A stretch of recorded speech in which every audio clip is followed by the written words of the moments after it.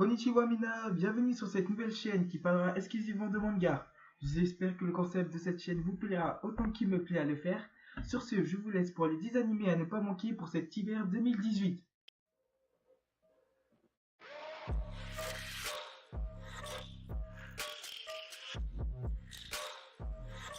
Nous commencerons cette liste avec un animé adapté de la nouvelle du même nom, un de mes coups de cœur de cette saison, réalisé par le studio d'animation Kyoto Animation, écrit par l'auteur Akatsuki Kana, connu pour ce manga, et dessiné par Takase Akiko pour l'animation. Le lac nouvelle compte de tomes et se finit sur ces deux-là. L'anime n'est autre que Violet Evergarden. L'histoire se passe dans un monde fantasy où des poupées du nom de Otomemory Dolls peuvent lire l'esprit des humains pour leur faire vivre les moments qu'ils recherchent tant, donc leur tuer. L'histoire se centre sur Violet Evergarden, une Otomemory Dolls un peu particulière qui envoie des lettres contenant les souvenirs des différentes personnes qui lui demandent son aide. Si vous ne connaissez pas l'anime, foncez mes amis otaku, regardez ce thriller, il est magnifique.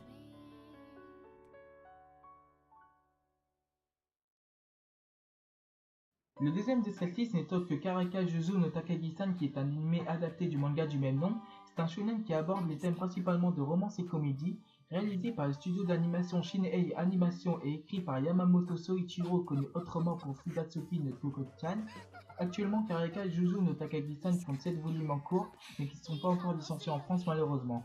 Donc cette histoire nous parle de Takagi Nishikita. Takagi passe ses journées à embêter Nishikita, donc lui pour regagner sa fierté d'homme, va essayer de la mettre jour pour jour dans l'embarras. Cet animé est très sympa, je vous le conseille vraiment d'aller regarder, il en vaut le coup d'œil.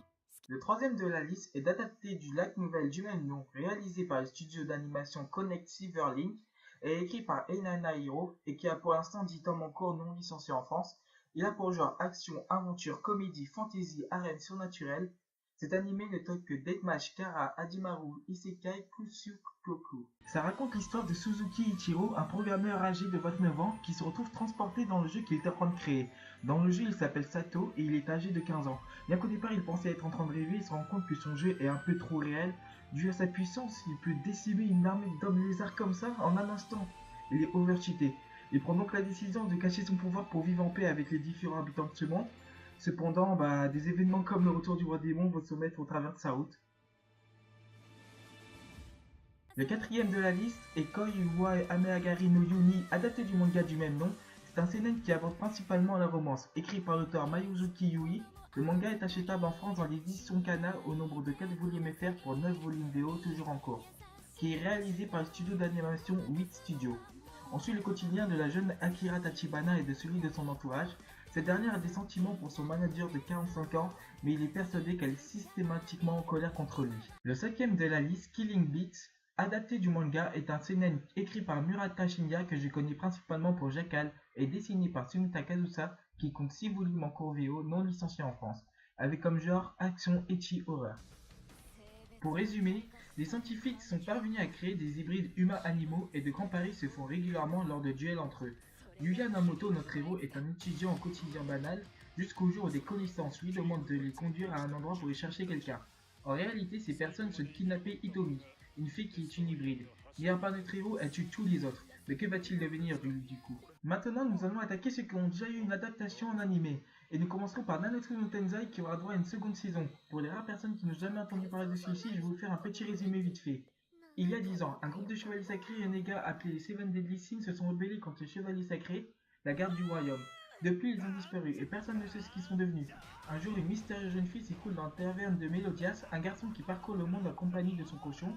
Cette jeune fille n'est autre que la princesse Elisabeth qui désirait retrouver les Seven Deadly Sins car ce sont les seuls à pouvoir lutter contre les chevaliers sacrés qui ont fait prisonnier le roi du royaume. Nous aurons aussi le droit à la seconde saison de Saiki One Obsidian qui contiendra 24 épisodes et sera toujours réalisé par le même studio d'animation, c'est-à-dire X-Film. Cet animé est surtout une série comique, ça raconte l'histoire de notre héros Kusuo Saiki, un étudiant de 16 ans qui possède plusieurs dons surnaturels, dont la télépathie, la télékinésie, en fait c'est un expert. Des pouvoirs dont n'importe qui voudrait, mais Kusuo compte malgré tout de mener une vie normale. Nous continuons ensuite avec un animé de sport. Oui mes amis, c'est la 4ème saison de Yowamushi Pedal. Je pense que cette saison va finir cette course, qui est donc la suite directe de Yowamushi Pedal New Generation, toujours réalisée par le studio TMS. Il y aura donc 25 épisodes pour cette saison. Maintenant, je vous laisse écouter une partie de l'opening que je trouve super.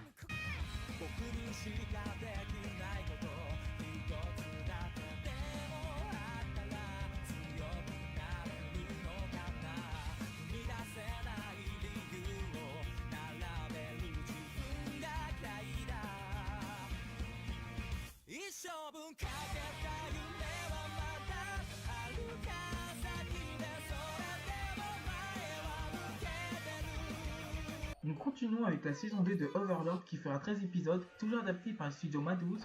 Pour ceux qui ne le connaissent pas, l'histoire débute dans un jeu qui se nomme Yggdrasil, mais ce dernier décide de fermer ses serveurs à minuit. Nous suivons alors un joueur sous le pseudonyme de Momonga, le chef de sa guilde, qui décide d'attendre seul jusqu'à la fermeture du jeu. Le problème, alors que minuit vient de passer, Momonga est toujours dans le jeu. Il remarque des anomalies, les commandes du jeu n'existent plus et les PNJ se dominent des êtres ayant des sentiments et une existence qui leur est propre. Bien que désorienté, Momonga prend rapidement les choses en main et décide de faire de son nom une légende dans ce monde. Nous terminerons cette liste avec la suite de l'anime Relife qui conclura la première saison avec ses 4 épisodes finaux, concluant aussi l'anime, toujours réalisé par les studios TMS. Et pour ceux qui ne le connaissiez pas, voilà un petit résumé. Arata Kaizaki a 27 ans, il est sans emploi, il a tous ses entretiens et n'a tenu que 3 mois dans sa dernière entreprise. Un jour, il fait la rencontre de Ryoake, membre de l'Institut Relife Research, qui propose à Arata d'être cobaye pour leur dernier projet, un médicament qui lui permettra d'avoir l'apparence d'un lycéen de 17 ans et de pouvoir retourner au lycée. Grâce à ce médicament, il va pouvoir rattraper ses précédents échecs dans la vie et donc avoir une seconde chance. Très bon manga, allez le regarder, il en vaut le coup d'œil. Voici la fin de cette vidéo, j'espère que ça vous a plu, on se retrouvera prochainement pour une nouvelle vidéo.